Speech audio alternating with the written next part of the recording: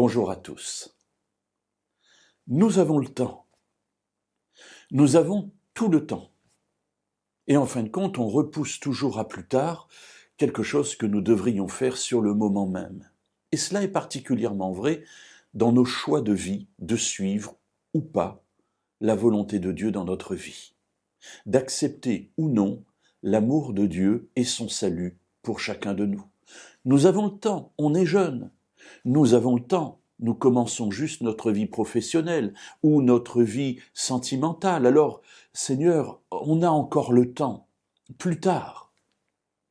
Alors, mes amis, c'est une attitude risquée parce que, outre le fait que nous ne savons pas à quel moment nous mourrons, et cela est une vérité pour chacun de nous, il y a aussi un autre aspect qui est intéressant que je trouve dans le livre d'Ésaïe, le prophète Ésaïe, au chapitre 55 et au verset 6. Dieu dit « Cherchez l'Éternel pendant qu'il se trouve, invoquez-le tandis qu'il est prêt. » Cette phrase me fait réfléchir. Alors, bien sûr, on peut comprendre l'idée, c'est-à-dire que Dieu dit, bien écoutez, faites-le maintenant. Mais en même temps, il le dit d'une manière qui m'a fait réfléchir il n'y a pas très longtemps. Cherchez l'Éternel pendant qu'il se trouve, invoquez-le tandis qu'il est prêt. Mais Dieu est toujours près de nous. Dieu se laisse toujours trouver par nous. Donc cette phrase est un petit peu ambiguë. On a l'impression que pendant un temps, l'Éternel se laissera trouver, pendant un temps, il se rapproche de nous, et puis au bout d'un moment, il regardera sa montre, il dira « bon, c'est bon, son temps est passé, je passe au suivant ».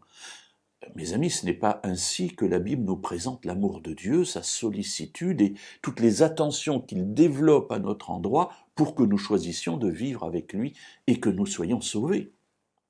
Alors qu'y a-t-il derrière? J'ai l'impression que cette phrase, et cela est souvent le cas dans la Bible avec l'esprit hébraïque, c'est cette phrase nous présente une idée et en fait elle nous concerne nous. Cherchez l'Éternel pendant qu'il se trouve, invoquez-le tandis qu'il est prêt, m'interpelle moi-même sur mon attitude à percevoir Dieu qui est proche, Dieu qui se laisse trouver. Et j'ai l'impression que cette parole est en train de me dire, attention, tu penses avoir le temps, mais plus tu avances dans l'incrédulité, plus tu avances dans le doute, plus tu t'enracines dans la rébellion, moins tu verras que je suis prêt, moins tu verras que je suis à côté de toi et que je me laisse trouver, ou en tout cas que je veux me laisser trouver par toi. Ainsi, la faute, entre guillemets, n'est pas du côté de Dieu, mais de la mienne. Dieu est toujours proche, Dieu est toujours désireux de se laisser trouver par moi. Mais par mon enfermement, par mon attitude de rébellion, de rejet, je me rends insensible à sa présence. Je me rends insensible à tous les appels qu'il m'adresse pour que je sois sauvé. Alors, mes amis, ne tardons pas à nous donner à lui.